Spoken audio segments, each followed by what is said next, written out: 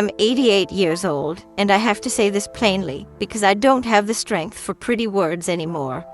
I spent most of my life trying to be a good daughter and a good wife, and I didn't notice what it was costing me until there wasn't enough left to bargain with. I'm not telling you because I want anyone to feel sorry for me. I don't even know what that would do now. I'm telling you because I'm sitting in a quiet house that used to be loud, and I keep thinking about all the ordinary days I treated like they were rehearsals for a real life that would start later. Later. That word has followed me like a shadow. In the mornings now, I wake up before the sun, the way I always did. My bladder won't let me sleep long, and my bones don't like staying in one position. I swing my legs off the bed and sit for a minute, just breathing, letting the room come into focus. There's a chair by the window that catches the first bit of light. I sit there with my robe pulled tight and I listen. No clock ticking. My son bought me a silent one because the ticking made me anxious, he said. No voices. No kettle on the stove unless I put it there. Just the refrigerator's soft hum, and sometimes, if the wind is right, a dog barking 2 houses down. And I think about how I used to crave silence. I used to say, if I could just get one quiet morning. I said it like a joke, like a complaint you're allowed to make when you're busy and needed and doing everything right. I didn't understand that silence can be a punishment when it arrives after everyone is gone. At 88, you don't get many new truths. Mostly you get old truths you've finally stopped arguing with. Here's mine. I built my life around other people's comfort, and then I acted surprised when I couldn't find myself inside it. I wasn't a dramatic young woman. I wasn't the kind to slam doors or announce my feelings. I was the kind who noticed what needed doing and did it before anyone asked. That's how I was raised. I grew up in a small house where the wallpaper peeled in the hallway, and we kept a dish towel folded just so on the oven handle. My mother had a way of moving through a room like she was bracing for something. She'd set her mouth tight when she was tired, and she was tired often. My father was not cruel in the way people like to define cruelty. He didn't beat us. He didn't drink himself into a rage. He just took up all the air.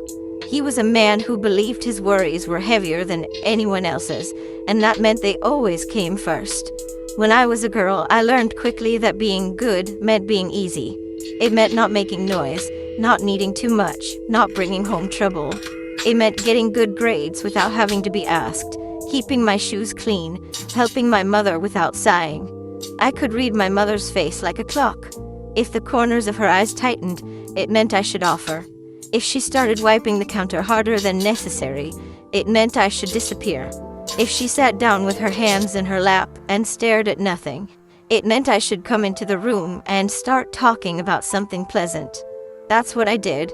I filled silences. I smoothed edges. I kept things from tipping. People called me immature. They said it like a compliment. But it wasn't maturity. It was training. When I was 19, I got a job at a small office in town. Nothing glamorous. Typing, filing, answering the phone with a cheerful voice even when my stomach was in knots. I wore a skirt that never quite fit right in the waist, and I kept my hair pinned back because loose hair looked wild, my mother said. I liked the routine. I liked being dependable. I liked knowing what was expected of me. And I liked the feeling, this is hard to admit, of being needed. Because being needed was the closest thing I had to being loved.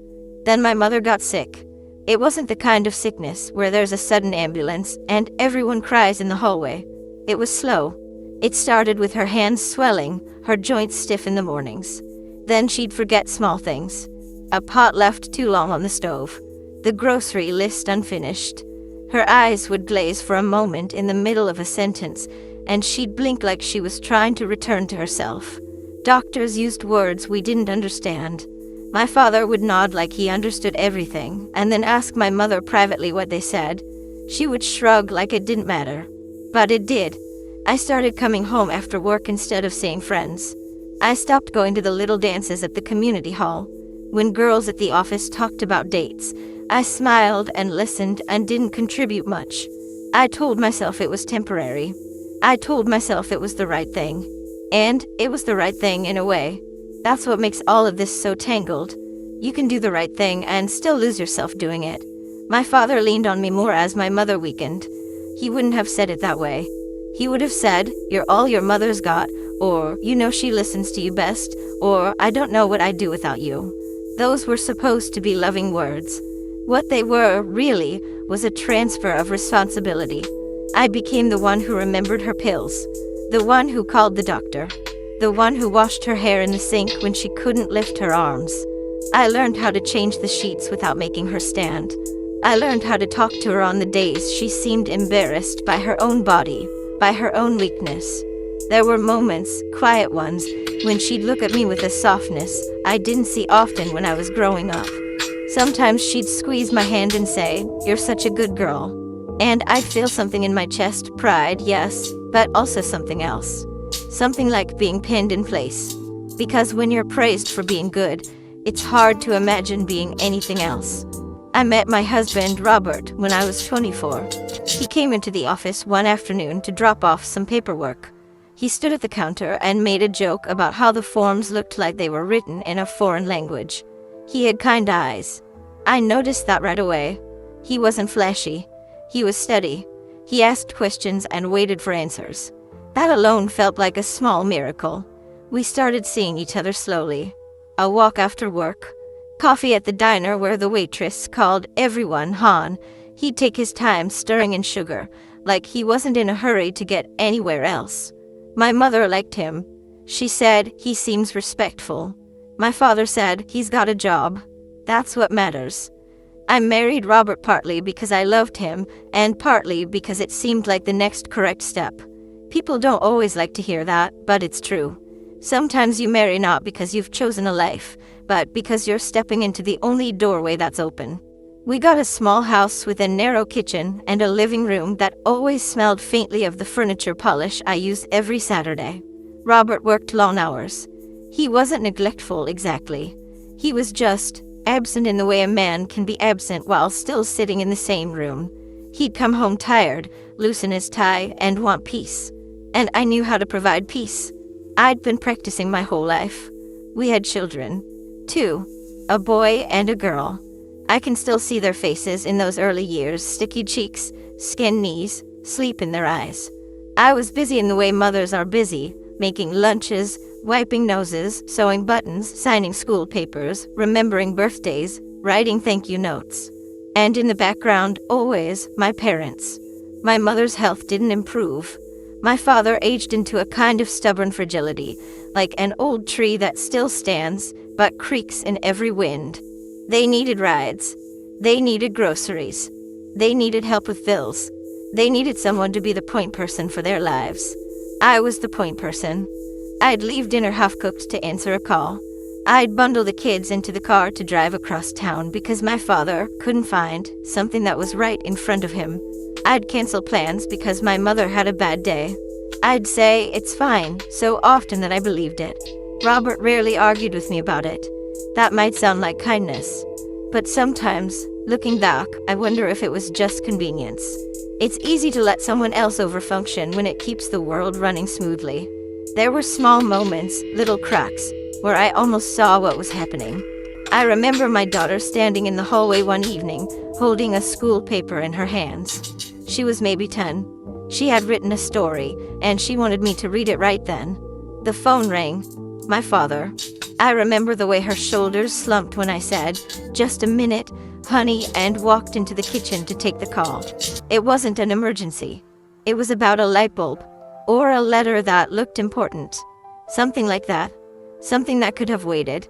But I didn't make it wait. I told myself I'll read her story later. Later came, but not the same. Later was after the dishes, after the bath, after she'd grown quiet with disappointment and gone to bed. I remember looking at that paper on the counter, her handwriting neat and careful, and feeling a pinch in my chest. I told myself I was tired. I told myself I'd make it up to her tomorrow. Tomorrow is a tricky promise. It's always there until it isn't. There was another moment. My son had a baseball game. He'd asked me to come early, to watch him warm up. He wanted me to see him hit, not just show up in the middle. That morning, my mother called. She said she felt dizzy. She sounded scared, and I heard it in her voice, and something in me tightened. I drove to my parents' house. By the time I got there, She was sitting in her chair, wrapped in a cardigan, sipping tea. She wasn't dizzy anymore. She told me she just needed a minute. She thanked me for coming like I'd saved her life. I missed the warm-ups. I arrived at the game when it was already halfway through. My son glanced at me in the stands, and his face did that thing children's faces do when they're trying not to show hurt. After the game, he didn't say much. He just packed up his glove and walked ahead of me to the car. That was the cost. Not one big tragic moment. Just a collection of little disappointments that dried the tenderness between us without anyone noticing. I was always busy. I was always doing. I was always needed. And, because people praise me for it, you're such a good daughter, you're so devoted, your parents are lucky, Robert's lucky, your kids are lucky, I mistook my exhaustion for virtue. No one says, you're disappearing. They say, you're amazing. Years went by like that. Decades, really. My mother died when I was 52. It was a quiet death. She had been fading for a long time, and by the end she was so small in the hospital bed that it looked like she could slide right between the sheets. Her skin was thin. Her hair was sparse. Her voice was barely there. On the last day, I sat by her bed and held her hand. Her fingers were cool and light, like bird bones. The nurse came in and adjusted something, and then stepped out again. The room was hushed, the kind of hush you can feel in your teeth. My mother opened her eyes and looked at me. She said, "You did so good." And then she closed her eyes again. I waited for something to happen inside me. Some release, some relief, some thunderous grief. I did cry later, but in that moment, what I felt most was emptiness. Not because I didn't love her, but because I realized my job description had ended and I didn't know who I was without it. After she died, people brought casseroles. They hugged me and told me I was strong. My father moved like a ghost through the rooms. Robert patted my shoulder awkwardly. My children, grown now, almost strangers in some ways, stood beside me with polite grief. And I kept thinking, now what? That question scared me more than the funeral. My father lived another 8 years. Without my mother, he became more demanding, not less. He called more. He complained more. He seemed to take my mother's absence personally, like it was a mess someone needed to clean up. I cleaned it up. I kept cleaning. During those years, Robert's health started to slip. It wasn't dramatic. His back hurt, then his stomach. Then he'd get tired more easily. He didn't like doctors, so I had to coax him, schedule appointments, sit in waiting rooms with the same worn magazines. I remember one afternoon, sitting in a car outside a pharmacy, waiting for a prescription. The sun was setting, and the light was orange and thick. I watched people come and go, carrying little bags, talking on their phones. And I thought, very plainly, I don't think I've ever lived for myself. Not in a cruel way. Not in a bitter way. Just as a fact. It was like noticing you've been speaking a language your whole life and never learned your own name in it. Robert died when I was 71. A gun. Not a dramatic death. It was pneumonia that turned into something worse. It happened quickly in the end, but the decline had been happening for years. The last month, he slept a lot. He'd wake up, look around like he was surprised to still be here, and then drift off again. On his final night, I sat by him in the hospital. The room smelled like disinfectant and warm plastic. The monitor beeped softly. His breathing had a rattle to it that I still hear sometimes when I'm half asleep. He opened his eyes and looked at me. He tried to speak, but his mouth was dry, and the words didn't come out right. I leaned in and said, "It's all right. I'm here." He blinked slowly, and then he whispered, "You were always there." That's what he said. Not, "I loved you."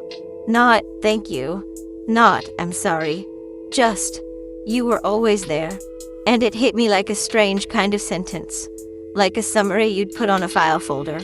I went home after he died and stood in the kitchen, staring at the sink. The house was too quiet. I didn't know what to do with my hands. I had spent a lifetime being there. For my mother, for my father, for my husband, for my children. And I realized, standing in that kitchen at 71, that being there is not the same as being known. My children called often at first. They checked in. They asked if I was eating. They offered to help sort papers. But life pulls people away. They had their own homes, their own worries, their own habits. Calls became less frequent. Visits became holidays. I told myself it was normal. I told myself I didn't want to be a burden. I was good at not being a burden. It was my specialty. And now, at 88, here I am.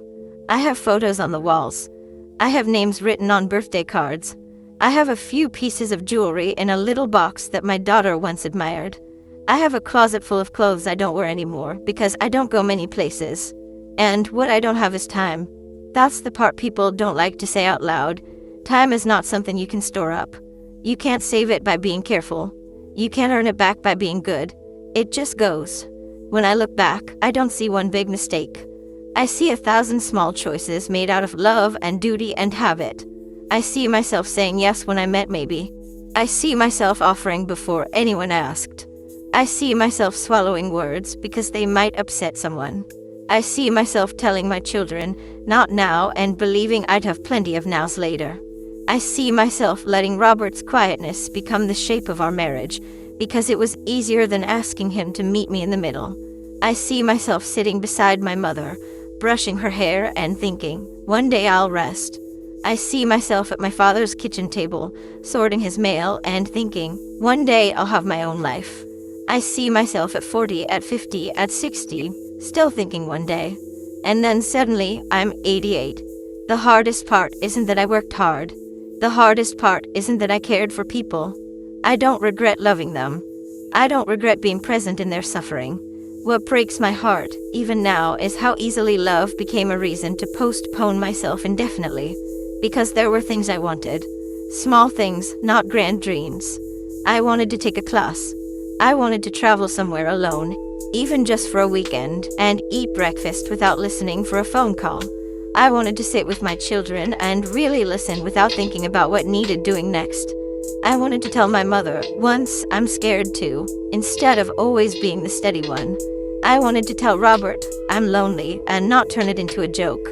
I wanted to have friendships that weren't built around convenience. I wanted to be messy sometimes. I wanted to be allowed to need. But wanting is not the same as doing, and I was a woman trained to do what was expected, not what was wanted. There's a moment that keeps returning to me lately. It's small, and that's why it stays. My daughter was in her 30s. She came to visit with her own children. I was making sandwiches at the counter, lining them up on a plate like a little assembly line. She stood behind me and said, softly, Mom, you can sit down. I've got it. And I said, without even turning around, no, I'm fine. It wasn't a conversation. It was a reflex. Later that night, after they'd gone to bed, she sat with me on the couch. The TV was on but muted. She looked tired. She looked older than I expected, and it startled me, because in my mind she was always 10, holding that paper in the hallway. She said, do you ever feel like you didn't get to be you? I laughed, because I didn't know what else to do. I said something like, oh, I was always me. But she just looked at me. Not angry, just sad. Like she could see a room in my house I'd never entered. I didn't answer her honestly. I couldn't. I didn't have the language. Now I do, and she's busy with her own life, and I'm not sure what good it does. That's the thing about clarity. It's not always helpful. Sometimes it just arrives when you can't use it. So if you're listening to me, whoever you are, whatever age you are, I'm not going to tell you what to do. I don't know your life. I don't know your obligations. I don't know who depends on you. I only know what it felt like to reach the end of a long road and realize I had been walking for everyone else. I know what it felt like to be praised for being good and to confuse that praise with love. I know what it felt like to look at my children and realize I knew their schedules better than their hearts. I know what it felt like to stand beside my husband's bed and hear my life reduced to a sentence about being there. And I know what it feels like now at 88 to sit in the quiet and finally ask myself questions I avoided for decades. What did I want? When did I stop wanting it? How many times did I trade a real moment for the promise of a later one? If there's anything I wish I'd understood earlier, it's this. People will take what you offer, especially if you offer it easily. Not because they're evil. Because they're human. Because life is heavy, and if someone carries your bag for you long enough, you forget it was ever yours. And if you build your whole life around being useful, you may find that when you're no longer useful in the same way, you don't know where you belong. That's not a threat. It's just something I've learned the slow way.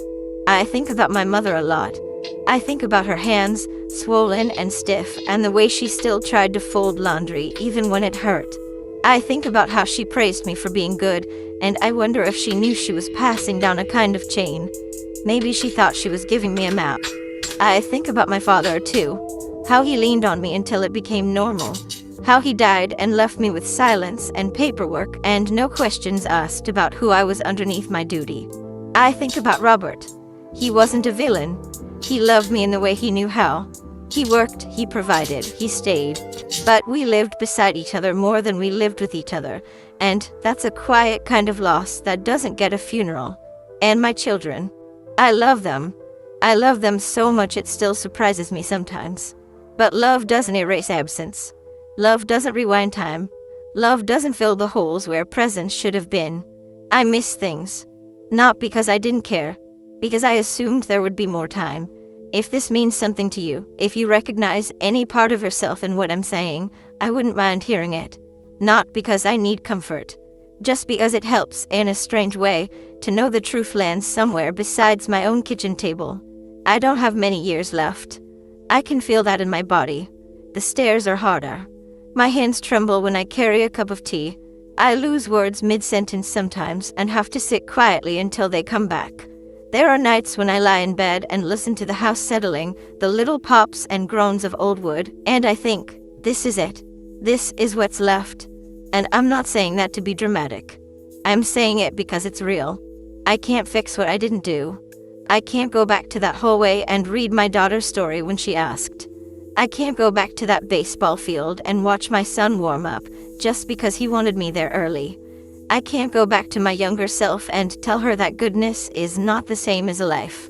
All I can do now is sit in the morning light and finally tell the truth without smoothing it over.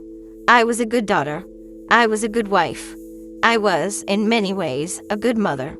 And I sacrificed more than I understood at the time. Not in one dramatic moment. Just day by day, quietly, with clean hands and a full calendar and a heart that kept waiting for later. Later didn't come the way I thought it would. And now I'm 88, and I'm learning how to sit still with what's true. That's all. That's the confession. I'm going to make my tea now.